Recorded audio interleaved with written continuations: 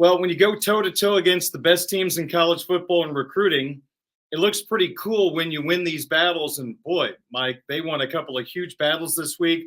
Notre Dame taking out the likes of Ohio State and Michigan along the way. Let's begin with defensive end Christopher Burgess from the class of 2025. Yeah, both of these guys we're about to talk about. They picked Notre Dame and had Michigan and Ohio State really finish as 2 and 3. So yeah, nice recruiting wins here for the Fighting Irish. And the first one was, yeah, Darren.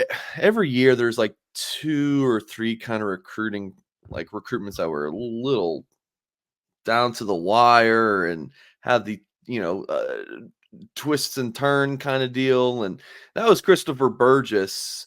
So usually, Darren, when prospects put out their commitment date, they already have been privately committed for quite some time. Well, this prospect from Chicago Simeon, class of 2025, 4-star pass rusher, he didn't know where he was going until 2 days before his announcement. So he announced for the Fighting Irish, I believe it would have been on January 6th, and he told the staff that Thursday night that he or at least gave them indication that he would be committing to Notre Dame.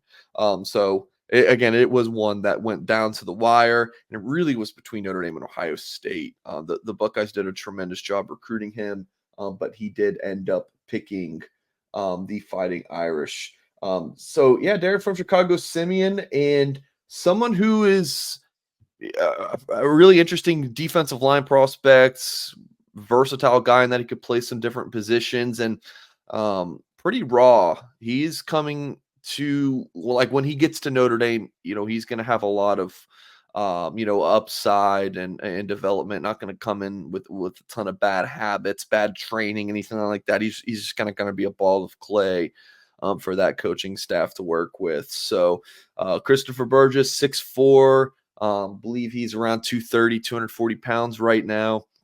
And someone that Notre Dame really coveted and got on campus a good bit and landed his commitment.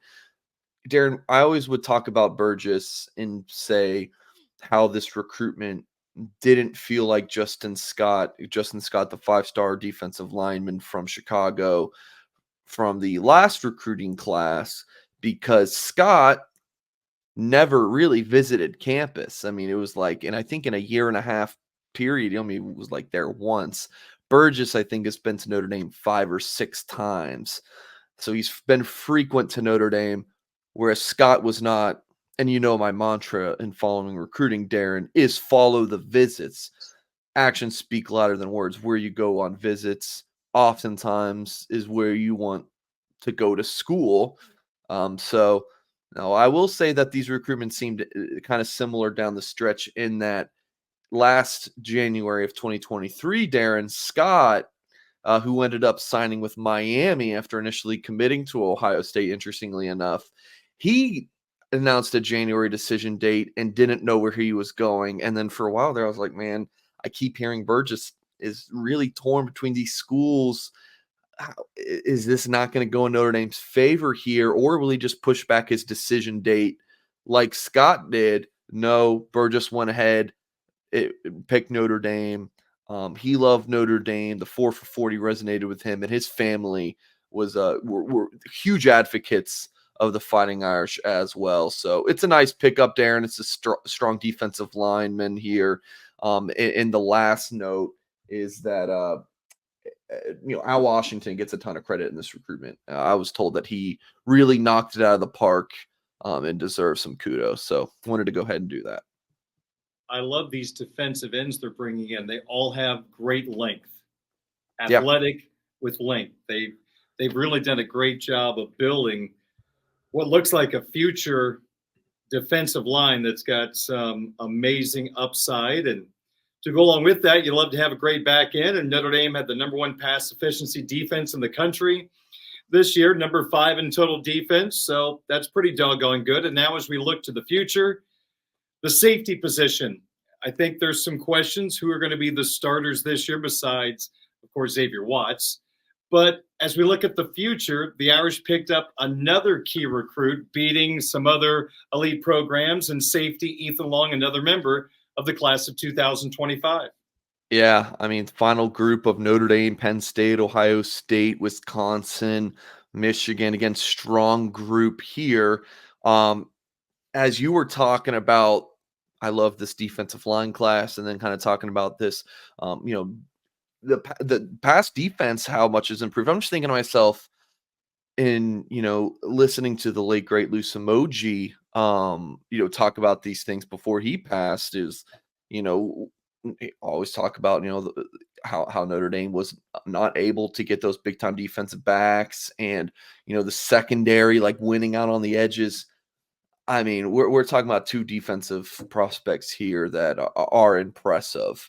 So you get a really good pass rusher in Chris Burgess, and then you get Ethan Long, who is, I mean, the play style that people are talking about with him is similar to a guy named Kyle Hamilton. I Ooh, think that's a pretty good guy to be compared to. He's listed at 6'2", 185 pounds, is Ethan Long. And, I'm told that, people see him in person, say, man, he seems about 6'4", which kind of tells you he just plays with that length. So Ivan Taylor's another safety commit for Notre Dame in this class. You have guys like Tabron Benny Powell in the last class, more of like nickel box safeties. Like they're versatile. They're gonna not be that middle of the field rangy free safety like we saw Xavier Watts. Well, Ethan Long is more of that, middle of the field free safety like Kyle Hamilton. So it allows Notre Dame to do more things in coverage. So it's a really nice get. I'm not 100%. And as I say, he's this middle of the field free safety for folks watching on YouTube, watching that play there. He's playing as a slot nickel, and he is again on this play too. So he does provide that versatility, but also I think his best trait is kind of that ball hawking middle of the field safety. So I'm curious about the overall upside. Like, how good can he get? Like, can he ascend like Kyle Hamilton did as a senior? It'll be interesting to see for Long going into his season in 2024. But I think the floor is very, very high for this young man, that he is, I mean, if it doesn't pan out for him, like he's at least going to be like a really solid couple year contributor and really good on special teams. I think he could be that right away. So I'm curious about like how he looks this season, in terms of kind of looking at the how big the upside is. But I think we can already determine that the floor is very high for this young man. Like the range is there, the size is there, the football smarts are there. He looks to be a really good safety, Darren.